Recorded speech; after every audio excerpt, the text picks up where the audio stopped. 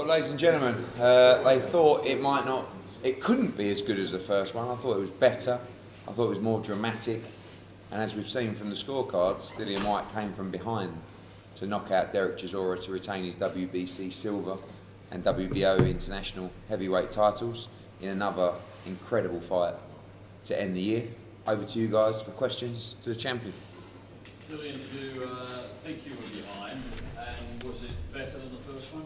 I didn't think it was better. I was like boxing every round. I was controlling the fight. I was boxing to a plan, controlling my temper, and just showing maturity and professionalism, and showing improvements. Chisora is a tough guy. I knew when I was trying to throw a combination, he was bobbing and weaving them. So I was just patterning what he was doing and just setting stuff up in my mind. And I knew if I stay consistent and just keep him using his legs and keep him moving around, it would tear eventually. How satisfying was it to get? Listen, everyone loves a knockout, but I was a bit worried for him. I thought maybe he wouldn't get up again, And at the end of the days, we all fighters, we all talk a lot of smack out. We want to do this to each other and do that to each other. But when someone go down like that, you worry for him. You know what I mean? And he's got family to go home to as well. We had a good chat backstage and stuff. And Dereck said, what a tough man, what a brave man as well. Come back from defeat so many times and keep rising back to the top. Credit to him where it's due. And I was glad that I had him as a dancing partner, because in boxing you need people you can dance with and create excitement with. And the fight week's crazy. It was all calm, and then it erupted. So you've spoken to him since the fight? It was backstage chatting and stuff, And listen, how much rounds have I done with him? 20... 23. No, Nearly 23. Nearly 23 rounds, You can't do that much rounds with someone and not respect them, And there was 23 well hard rounds, and he pressed as well, and he's strong, he's heavy-handed, and he's tough, very tough. But it's my time now. I'm still improving. I'm still getting stronger. He was pretty generous about you as well, and said, that you deserve your world title shot. How do you feel about being in that mix right now? It's a good place to be. I started from nowhere, no amateur experience, no nothing. And to be competing with these guys at this level who've been boxing for about 25 years and beating them and knocking them out in fashion and still improving, it feels good. No one can't say, I've been handed anything or I've had it easy. I've had it hard, man. And it doesn't get any easier, it gets harder and harder. What made you leave the ring in the way you did at the end? Joshua was talking rubbish, man. He was just talking rubbish. I'm not going to sit around and wait for him. One man to sit around and waste 3-4 months of my career waiting for him, waiting to hear what he's doing. I ain't got time for that. My career need to progress. There's fighters that sit down and wait 2 years, wait to hear, wait for the call. I can't do that. Time's ticking. I'm 30, I'm about to hit my prime now. So I need to act on me. I need to just keep planning my career and keep building. We were supposed to hear about the Joshua fight, I think. When was we supposed to hear? It was directly after the Wilder Fury fight. We're supposed to hear what's going to happen, innit? And nothing yet. So I can't sit around and wait for that. I got to plan my future and do what I'm doing. Do you think he's damaging his reputation with the British public at the moment? I don't know, man. The guy's making a lot of money.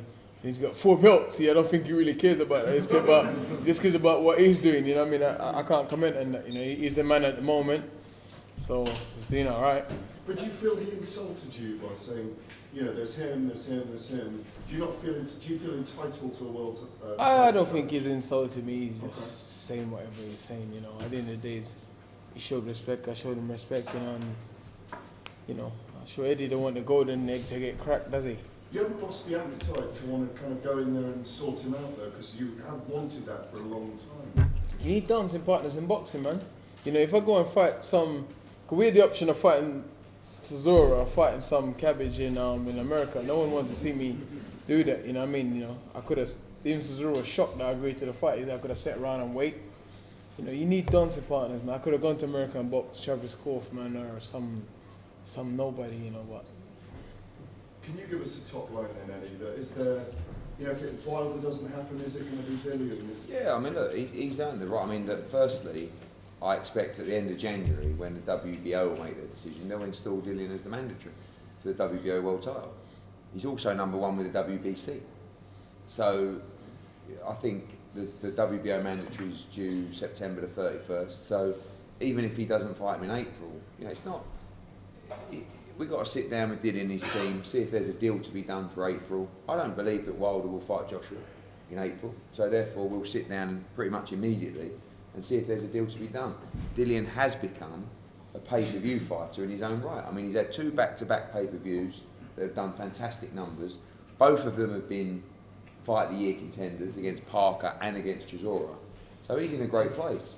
But you know, the feeling I get from Dilian is, of course, he wants a world title fight, but he also wants to stay active, stay relevant, be in big fights, continue to improve. And there's no secret, Joshua wants to fight the undisputed fight. So, but he also wants to fight Dilian Whyte. He didn't get on the apron. You know, he wouldn't do that. You know, I think Dilian called him a few names and he got up on the apron. It's quite unusual for him to do that.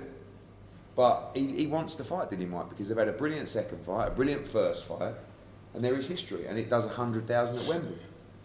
So if there's a deal to be done for that fight, I think there's a very, very good chance that will be next. But there are other fights he's looking at. There's other fights Dilian Whyte's looking at. He can do what he wants, Dilian. Dilian might turn around and go, do you know what? I don't like that deal. I'm going to have this fight or that fight, and then I'm mandatory anyway. I want me and you in pay-per-view in April. Me and you? Yeah. That would probably do more That would buys. 10 million That'd buys. probably do more buys. You and your brother. I want No, 90-10. no, me and Eddie. I want 90-10. That's alright. He's gonna make so much money. I'll give you 9 to 10. I just wanna splash you. I don't mind. He can have 9 to 10. You can have 95 I actually. might win. You do it for nothing, to be fair. I definitely would. I'm joking. I'm joking. Isn't it? Me and Eddie, we've had our ups and downs. We work well. We always get a deal. One done. thing I will say is that, and not a lot of people know this, but you know, there was a time in Dilian Whyte's career that he was just looking for chances and opportunities, and he was virtually fighting for no money, just for chances and opportunities. And what he's carved out from, particularly what he came back from many years ago, you know, when he started his career, he's an unbelievable story. You know, and actually he's got a vision and a plan to grow a brand, and it's impressive. You know, he knows what he's doing, he knows what he wants, he doesn't turn fights down. You know, he's done 2 pay-per-views now that have generated a lot of buyers, and he is one of the most entertaining fighters on the planet. And he hasn't had the Olympic leg up, the GB leg up, all this sort of stuff. He's built it from the bottom end of literally small ball stuff.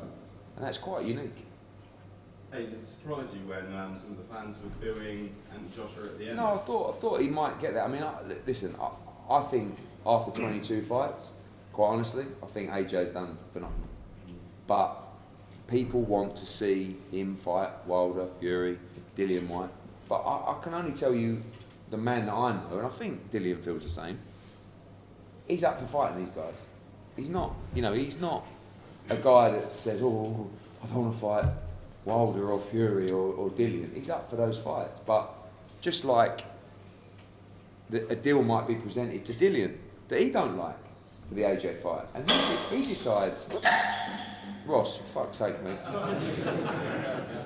and he decides, no, I'll wait. You know, I'll wait till I'm at. It doesn't.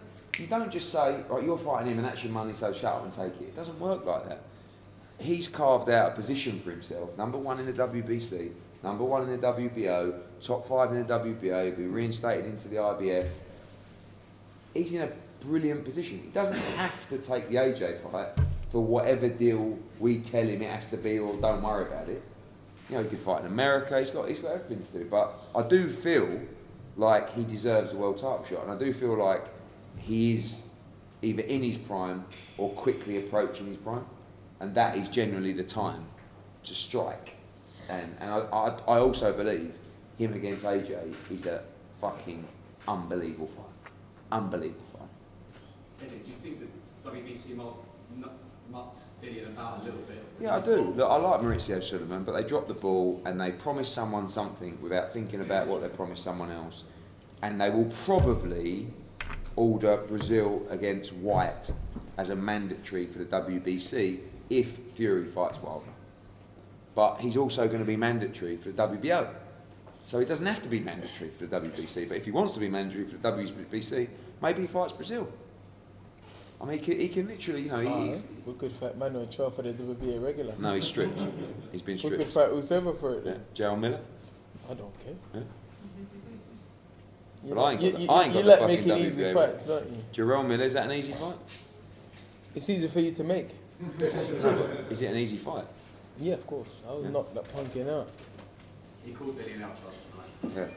That's a big fight. And by the way, we could do that in the Barclays Centre, we can do that over here. But, you know, he performs well at the O2. It's a little Do you want to stomping fight? ground. Excuse me, sorry. Do you want to fight in America, Dilian? Yeah, of course. They aim to be Royal Heavyweight Champion, the Royal, not British Heavyweight Champion of the world. I want to fight as much different places as I can, you know, get my name out there and be a draw in other countries or not just at home, you know.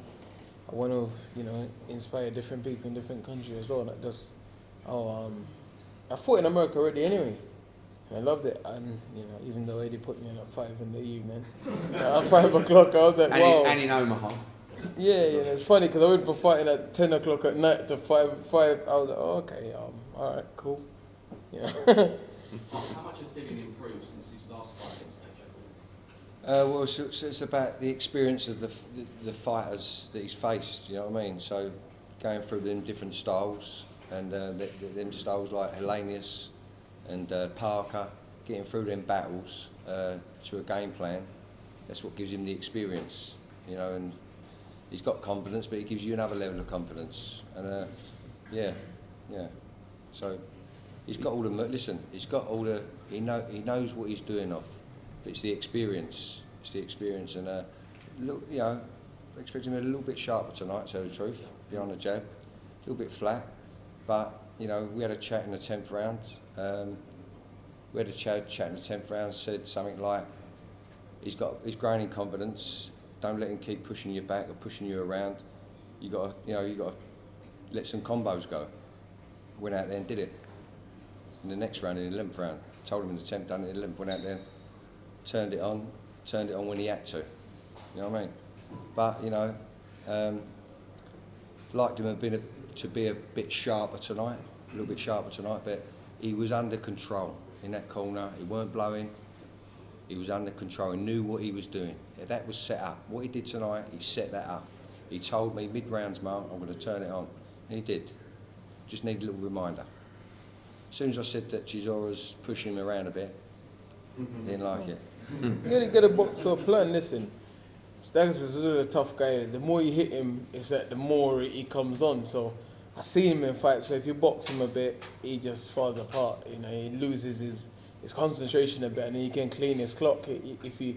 And I know that, you know, it's easy to say go out there and do this and do that and jab more and be sharp on that. But sometimes you'll fight and you see stuff your coaches don't see. Sometimes your coaches tell you stuff and then you can't. You see something.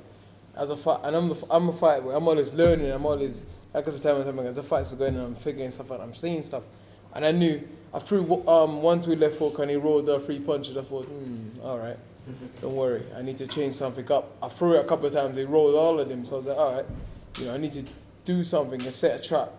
You know, and that's what I've done. You know, sometimes it's good to go out and be sharp or whatever.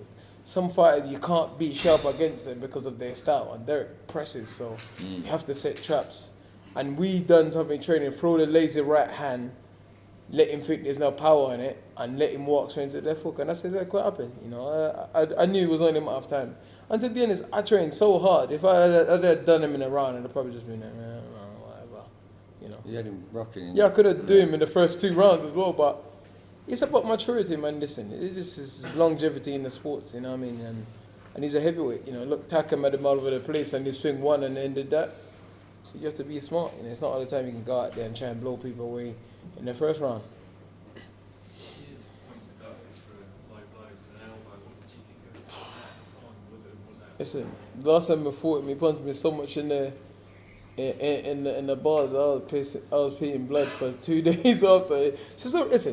Chisora, he's a fighter. He's a fighting man. He's not a boxer. He's not a technician. He's a fighting man. Chisora I always call him Black Viking. You know what I mean? He just hit anything. I've You never, know, I've he'll never, hit you with I've never anything. Seen, sorry, Dil, I've never seen a back elbow before.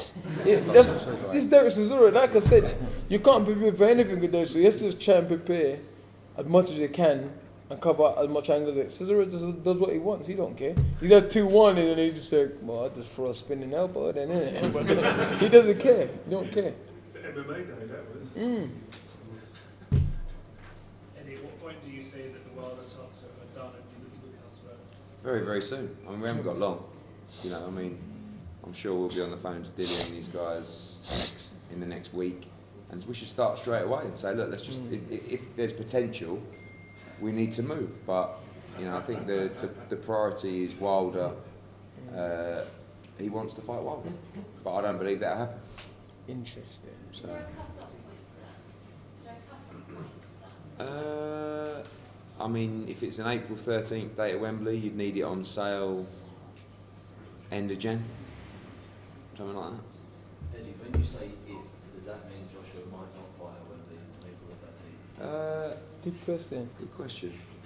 I think he's about 80% likely to fight at Wembley on April 13th. So will you do a draw at Wembley on the April 13th regardless of... Yes.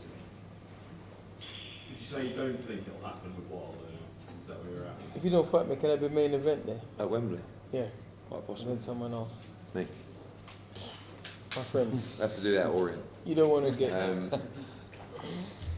Sorry, what's the question? You don't think it'll happen with Wilder? They're not showing a lot of willingness, to be honest. Where is Fury in the mix?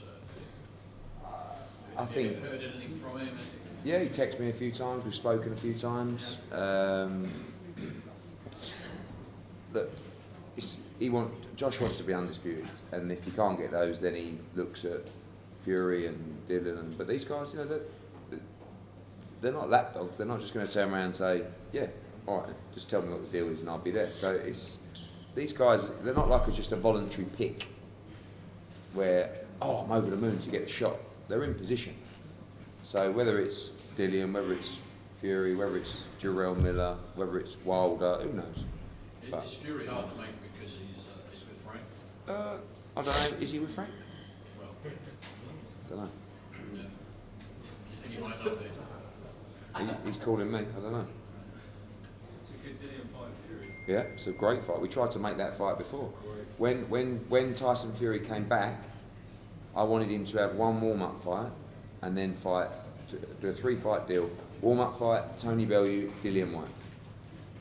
Whyte Fury is a massive fight. That's a Wembley fight. So you want the lineal belts? Right, he wants to be the lineal champion. Dilian, who do you expect more after tonight? Chisora or Joshua? Chisora, of course. Yeah, listen, Dereck's a tough dude, man. You know, I definitely respect Chisora more, you know. Do you believe Anthony wants to fight you or is he dodging you? I don't know, man. I don't know. Could have asked him and they did that question. See the smile, the smile explains it all. You don't think, you know he don't have a problem fighting you. Well, he might not, but his team might do. No. Don't worry, man.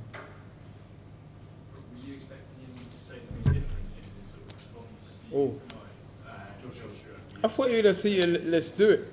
You know, but he was at, I'm in an iron, like, he was, I'm in an iron.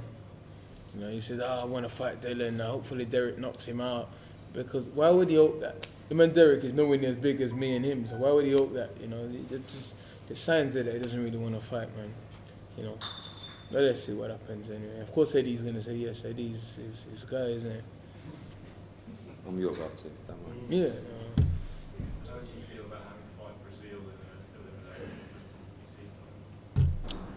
Listen, like I said, my career on the pen and AJ, you know, he's got 4 of the belts, but if I manage for 1 or 2 of them and he doesn't fight me, I'm sure they're going to strip him at some point anyway. So, you know, I'll fight Brazil, you know. It's only a matter of time, man. I just have to just keep being patient, keep working hard, keep winning fights, and, you know, it will happen. And just, you know, hope I don't get sidestepped too long to them olders, you know, let's see. All twos. Yeah, exactly. All right, guys. Thank you very much. Cheers.